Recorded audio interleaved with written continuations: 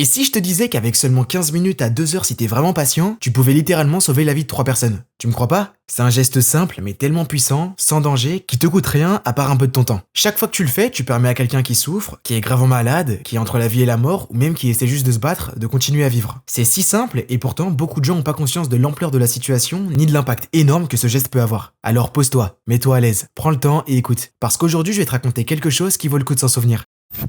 Salut, moi c'est Dédé et bienvenue dans la cassette numéro 6. Il y a maintenant 1 an et demi, j'ai découvert, ou plutôt j'ai osé pour la première fois de ma vie, aller faire quelque chose que j'appréhendais pas mal, mais qui au fond me donnait envie. Comme si j'étais attiré mais que je me forçais à reculer par peur de l'inconnu. Cette chose, c'était un don de sang. Je savais même pas comment ça marchait ni combien de temps ça prenait. Mais j'y suis enfin allé parce que je voulais que ma vie serve à quelque chose et ça a commencé par là. Quand je suis rentré dans la salle, j'avoue que j'ai eu directement des frissons. C'est pas du tout par peur, mais c'est parce que je me suis rendu compte d'une chose assez rapidement. Il y avait beaucoup de gens et de tout âge. Des personnes âgées, des jeunes adultes, des étudiants, des parents et des enfants qui accompagnaient. Personne se connaissait, mais la seule chose qui nous réunissait ici, c'était l'envie d'aider les gens sans rien attendre en retour. Chaque personne qui était là voulait simplement ça. Et juste le fait d'en prendre conscience, ça m'a encore plus donné envie d'aller jusqu'au bout. Moi, j'ai compris l'importance de gestes en le vivant. Mais pour beaucoup de gens, c'est pas évident d'oser le faire. Alors, ça sert à quoi un don de sang, plasma et plaquettes? Alors déjà, le sang, c'est bien plus qu'un liquide rouge qui circule dans nos veines. C'est notre lien à tous, invisible et pourtant vital. À toi, à moi et même à ton boulanger. Chaque goutte transporte l'oxygène, les nutriments et l'énergie que toutes les cellules de ton corps, soit les 37 000 milliards, a besoin pour fonctionner. Mais à côté de ça, le sang, c'est aussi ce qui nous relie tous. Peu importe l'âge, la taille, le poids, le sexe, le genre, l'origine, la couleur de peau, chaque humain a du sang. Pour comprendre pourquoi donner son sang peut sauver des vies, faut d'abord savoir ce qu'il contient.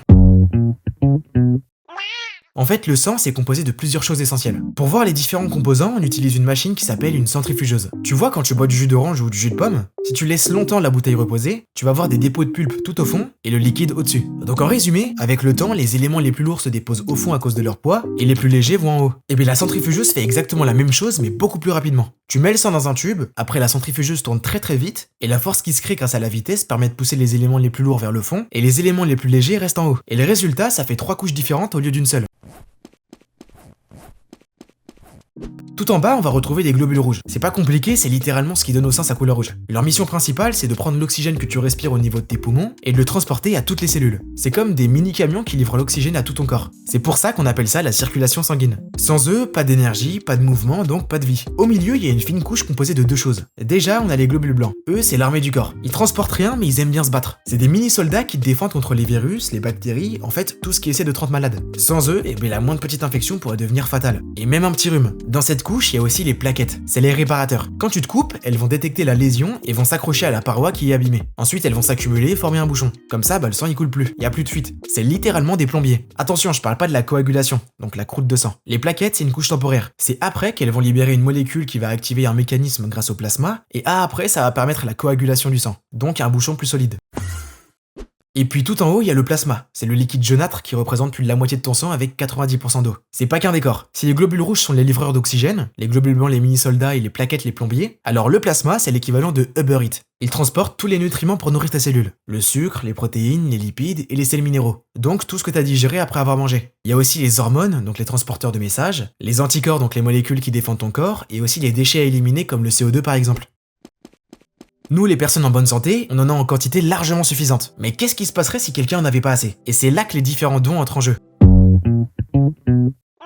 On va commencer avec le classique, c'est le don de sang. Il peut être utilisé soit directement, soit séparément pour avoir les globules rouges, les plaquettes ou le plasma. Quand une personne perd beaucoup de sang, par exemple après un accident de voiture, une opération chirurgicale compliquée ou un accouchement difficile, son corps il a plus assez de globules rouges pour fonctionner normalement. Donc elle a plus les cellules nécessaires pour apporter de l'oxygène à son corps. Dans cette situation, la seule solution qui peut sauver la personne, c'est une transfusion de globules rouges. C'est un peu comme si on te donnait une bouffée d'air frais alors que t'es en train de t'étouffer. Dans la majorité des cas, on transfuse uniquement les globules rouges pour restaurer rapidement la capacité du sang à transporter l'oxygène, parce que le plasma et les plaquettes lui sont pas utiles. Et ça pourrait justement aider d'autres gens qui eux en auraient besoin. Le sang total, lui, il est utilisé dans des situations très urgentes ou extrêmes, comme par exemple des grosses hémorragies où il faut fournir à la fois globules rouges, plaquettes et plasma. Mais le don de sang, c'est pas utile seulement pour les urgences. Beaucoup de malades en ont besoin régulièrement. Par exemple, les personnes atteintes d'anémie sévère, c'est-à-dire que leur corps produit pas assez de globules rouges, ou les patients qui suivent une chimiothérapie pour un cancer. Ce traitement, ça détruit les cellules cancéreuses. C'est super, ça on est d'accord, mais c'est aussi très lourd et très fatigant parce que ça détruit aussi certaines cellules saines. Malheureusement, il peut endommager la moelle osseuse. C'est elle qui fabrique toutes les cellules du sang. globules rouges, globules blancs et plaquettes. Et si la moelle osseuse est abîmée, elle produit moins voire plus du tout ces cellules. Donc le corps devient trop faible et moins capable de se défendre contre les maladies, et même les plus simples. C'est pour ça que les patients sont très fatigués et très fragiles quand ils suivent une chimiothérapie. Et tu te doutes bien, sans transfusion, ces patients ils seraient trop fragiles pour survivre. En gros, donner son sang, c'est offrir à quelqu'un la possibilité de respirer, de retrouver de l'énergie et parfois même de rester en vie. Le don de plaquettes, ça a un rôle totalement différent. Elles transportent pas d'oxygène, mais elles empêchent le corps de saigner en formant un petit bouchon et en déclenchant après la coagulation comme je te l'ai dit. Sans plaquettes, même une toute petite blessure pourrait provoquer une hémorragie dangereuse, parce que le sang s'arrêterait jamais de couler. Il y a un tas de maladies, et certaines d'entre elles empêchent les patients de produire des plaquettes. C'est le cas de la leucémie, donc le cancer du sang, ou encore quand une personne suit aussi une chimiothérapie. On s'en rend jamais compte, mais on a constamment des micro-lésions qui se font dans notre corps, mais qui se rebougent très rapidement grâce aux plaquettes. Mais justement, les patients qui souffrent de ces maladies, eux risquent de saigner dans leur bouche, leur nez, voire même à l'intérieur de leur corps. Et ça sans pouvoir s'arrêter, et des fois ils s'en rendent même pas compte. D'où l'utilité de ce don pour les protéger. Le plasma, je te l'ai dit, c'est le Uber Eats du corps qui transporte les nutriments. Mais il sert pas qu'à ça. Il contient des protéines super importantes pour défendre le corps contre les infections et pour aider le sang à coaguler. Il est utilisé de deux façons. Premièrement, il peut être transfusé directement à des patients, par exemple ceux qui ont du mal à coaguler parce que les molécules responsables de ça sont dans le plasma. Et ça limite énormément les pertes de sang. Ou encore ceux qui ont reçu de graves brûlures sur une grande partie du corps. On les appelle les grands brûlés. Parce que quand quelqu'un a de graves brûlures, sa peau n'arrive plus à retenir les liquides. Donc il perd énormément de plasma via l'évaporation parce que le plasma c'est quasiment que de l'eau. Deuxièmement, le plasma il sert à fabriquer des médicaments très spécifiques. Ces médicaments ils sont donnés à des personnes atteintes de maladies rares du sang ou du système immunitaire. Et pour elles, il n'existe pas d'autre traitement. Ce qui fait de ces dons des choses précieuses, c'est parce que chacun des composants du sang que je t'ai présentés peuvent pas être fabriqués en laboratoire. Il y a que l'être humain qui peut donner tout ça. On pourrait se dire, pourquoi est-ce qu'on se casse la tête à faire des différents dons alors qu'on pourrait juste prendre une poche de sang et ensuite la séparer pour obtenir les différents composants? La réponse, c'est qu'on le fait déjà, mais c'est pas toujours suffisant. Si un patient a besoin d'une grande quantité de plasma ou seulement de plaquettes, alors il faudrait prélever beaucoup de sang pour ensuite le séparer et en obtenir assez. Sauf que,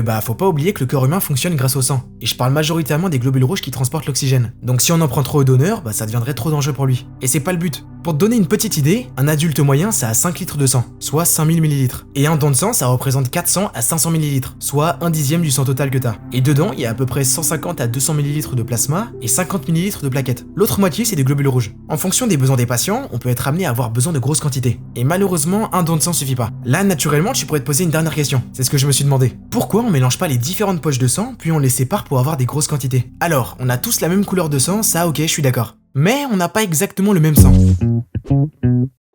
Faut que tu saches que t'as des sortes de badges, comme une sorte de carte d'accès au niveau de chacun de tes globules rouges. Ça s'appelle des antigènes. Globalement, ça sert juste de passeport à ton sang. Sinon, la plupart du temps, ça sert à rien. C'est pour dire à ton corps, ok, j'ai du sang et je fonctionne seulement grâce à ce type de sang parce qu'il a un badge spécifique. Tous les globules rouges que tu possèdes ont les mêmes antigènes. Tu peux pas en avoir des différents. C'est-à-dire que tu peux pas avoir un globule rouge avec un antigène spécial et un autre globule rouge avec un antigène différent. Il existe deux types d'antigènes, le A et le B. Si tes globules rouges possèdent l'antigène A, alors t'es du groupe sanguin A. Et s'ils ont le B, alors ton groupe c'est le B. Jusque là normalement ça va, c'est pas trop compliqué à suivre. C'est possible qu'ils aient aucun des deux. Alors dans ce cas-là, t'as pas d'antigène, pas de badge. Donc t'es du groupe O. Et enfin, tes globules rouges peuvent posséder deux badges, à la fois l'antigène A et en même temps le B. Dans ce cas-là, t'es du groupe sanguin AB. Il y a une dernière petite info sur ça. Ils peuvent aussi ou pas avoir une protéine spécifique qu'on appelle Rhésus, qui est un badge supplémentaire. S'ils l'ont, alors tu seras Rhésus positif, donc A+, B+, AB+, ou O+. Et si tu l'as pas, alors tu seras négatif, donc A-, B-, AB- ou O-. Ton corps, c'est un peu comme un vigile de boîte de nuit. Si t'as pas ce qu'il faut, tu rentres pas. Mais si t'as ce qu'il veut, alors avec grand plaisir. T'es le bienvenu et très bonne soirée à toi. Donc pendant une transfusion sanguine, c'est quand tu reçois le sang de quelqu'un, si ton corps détecte des badges et les reconnaît comme inconnus, donc en gros s'il n'y a pas de compatibilité, alors il va rejeter le sang. Bref, il faut que les groupes sanguins soient compatibles parce que ton corps détecte les antigènes pour savoir si c'est étranger à ton corps, et donc potentiellement dangereux. Si c'est pas les bons, alors ça le fait pas du tout. Ton corps fait une réaction et c'est hyper dangereux. Donc tu te doutes bien, on peut pas mélanger n'importe quel sang sans risque. C'est justement pour ça qu'on fait des dons ciblés et qu'on récupère parfois le plasma, les plaquettes et les globules rouges selon les besoins. Je le dis, les groupes sanguins c'est un peu complexe, donc je préfère m'arrêter là et y dédier carrément une vidéo prochainement parce que c'est hyper intéressant. Dis-toi que pour un don de plasma, on en récupère 600 à 800 ml environ. C'est 3 à 4 fois plus que dans un don de sang.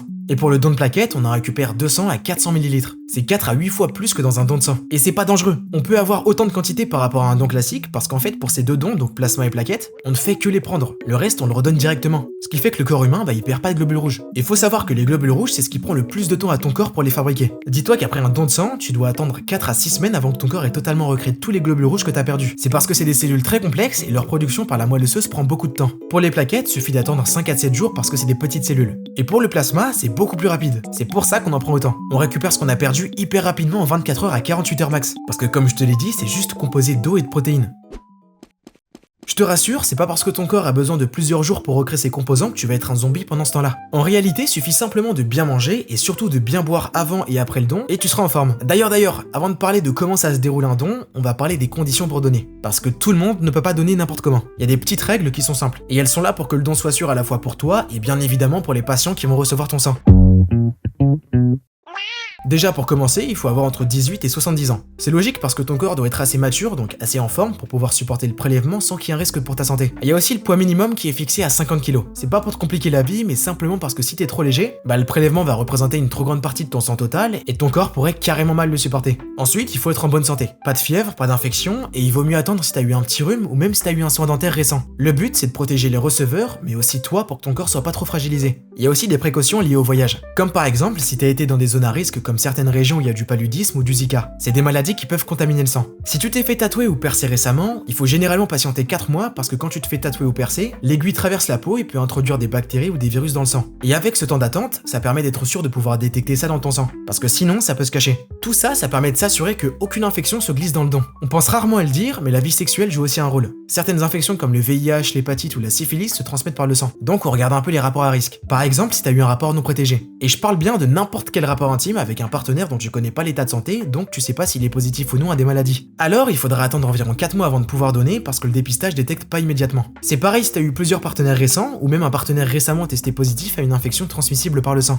Je dis pas qu'il faut être abstinent, je dis juste que le don doit rester parfaitement sûr pour ceux qui en ont besoin. Donc faut simplement s'assurer que tout le monde soit sans risque. Et je te le dis, c'est aussi bénéfique pour toi. Et de toute façon, on analyse évidemment ton sang pour être sûr avant de donner à qui que ce soit. Je sais qu'il y a beaucoup de petites règles, mais c'est pour le bien de tout le monde. Ça serait dommage que ton acte humain provoque des problèmes à des gens qui en ont déjà assez. Maintenant que tu sais toutes ces règles, tu te demandes sûrement ce qui se passe concrètement quand t'arrives sur place. Parce que savoir que tu peux donner, c'est une chose, mais comprendre comment ça se passe étape par étape, ça rend le don beaucoup moins intimidant. Déjà, faut savoir que chaque collecte de dons est faite par l'EFS. C'est l'établissement français du sang. Soit ça se déroule dans leur entreprise, et tu peux y aller n'importe quel jour avec rendez-vous, soit dans des gymnases par exemple pour accueillir beaucoup de gens, et dans ce cas-là, ça se fait à certains moments de l'année. Quand ça arrive, tu vois des fiches traîner un peu partout dans la ville. Et bien évidemment, c'est fait par des professionnels de santé avec du matériel adapté. C'est pas fait entre deux poubelles avec un stylo, un briquet et un petit bout de chewing-gum. Bref, quand t'arrives au centre de dons, la première chose qui se passe, c'est l'accueil. On te reçoit avec le sourire et on va te demander la carte d'identité et on va te remettre un petit questionnaire. Ensuite, il y a le petit entretien avec un professionnel de santé. Ça dure environ 5 à 10 minutes et on vérifie tes petites informations, ton poids et ta tension. Une fois que tout est validé, tu passes à la zone de prélèvement. Pour un don de sang complet, c'est pas compliqué. On installe une aiguille dans une veine et le sang est collecté dans une poche. Ça dure généralement 10 à 15 minutes. Pour un don de plasma ou de plaquettes, c'est un peu plus long, entre 30 minutes et 1 heure, parce qu'on utilise une machine spéciale appelée aphérèse. Pendant ce don, ton sang passe dans la machine qui fait une séparation très précise des composants. Les globules rouges sont retenus pendant un moment, puis renvoyés directement dans ton corps, ce qui te permet de pas les perdre. Et selon le don, le plasma ou les plaquettes sont prélevés et stockés dans des poches séparées. Puis ensuite, le reste du sang revient tranquillement dans ton bras, exactement comme il est. Tout ça, ça se fait en continu. Je te le dis honnêtement, tu sens rien du tout. À part un petit pic quand on te met l'aiguille au début. Mais c'est tout. Les infirmières, elles piquent super bien. Pendant que la machine fait son travail, tu peux te détendre. Tu peux lire, écouter de la musique, ou même taper la discute avec le voisin. Après le prélèvement, tu passes à la phase de récupération. On va te proposer des petites choses à manger et à boire pour reconstituer rapidement tes réserves. C'est gratuit et c'est mérité. On y reste généralement 15 minutes, histoire de se reposer tranquillement en étant entouré. Et même si ton corps met plusieurs jours à reconstruire certains composants du sang, tu peux repartir et continuer tes activités normalement. L'important c'est de bien boire et bien manger dans les heures qui suivent et de ne pas faire de sport dans les 24 heures avant le don et après. Et voilà, une fois terminé, tu repars tranquillement avec la satisfaction d'avoir aidé des gens qui sont vraiment dans le besoin. Moi, personnellement, ça fait un peu plus d'1 an que j'ai découvert ça. Depuis, je donne mon plasma quasiment toutes les 2 semaines et mon sang 2 fois par an. Et à chaque fois que je sors d'un don, j'ai toujours la même sensation. C'est un peu difficile à expliquer, mais c'est un mélange entre la fierté, de la gratitude et une sorte de calme, de paix intérieure qui fait vraiment du bien. C'est comme si, le temps d'une heure, ma vie avait vraiment eu un impact. Et c'est littéralement le cas. C'est un peu comme si j'avais tendu la main à quelqu'un qui se noyait alors que je sais pas qui c'est et sans attendre un merci. Parce que pour moi, c'est ça la beauté du don. T'as aucune idée de qui recevra ton sang. Peut-être un enfant atteint d'un cancer, peut-être une mère qui vient d'accoucher et qui a failli rester, ou peut-être même un accidenté de la route. Tu le sauras jamais, c'est confidentiel. Mais tu sais qu'à cet instant précis, ce que t'as donné, c'est devenu une chance en plus pour eux. Et ce qui est bien, c'est que sur l'application de l'EFS, si t'as connecté ton compte, tu peux savoir t'as aidé combien de personnes. Et franchement, ça fait quelque chose quand tu le vois. À mes yeux, ce geste fait de toi un héros. Pas besoin de cap, pas besoin de super pouvoir ni de force surhumaine. Un héros silencieux, invisible, mais réel. Et ce pouvoir, on l'a tous. Même toi d'ailleurs. c'est ton sang. Et ta seule mission, c'est de donner un peu de ton temps pour sauver celui des autres. C'est gratuit et sans danger. Parce qu'au fond, donner, c'est un petit geste pour toi, mais c'est parfois toute une vie pour quelqu'un d'autre. Et vraiment, crois-moi, quand t'en prends conscience, tu réalises qu'avec une simple heure que t'aurais pu dépenser sur TikTok ou devant un film, tu l'as littéralement transformé en quelque chose d'inestimable. Et ça, c'est beau. Et si ce que je t'ai dit t'a inspiré à faire le premier pas, je te mets le lien de l'EFS sous la vidéo. Et si t'as envie d'en parler, tu peux même carrément venir sur Instagram. C'est la même chose, onlyddd-du-bas-gif. J'espère que ça t'a aidé, c'était Dédé, au revoir.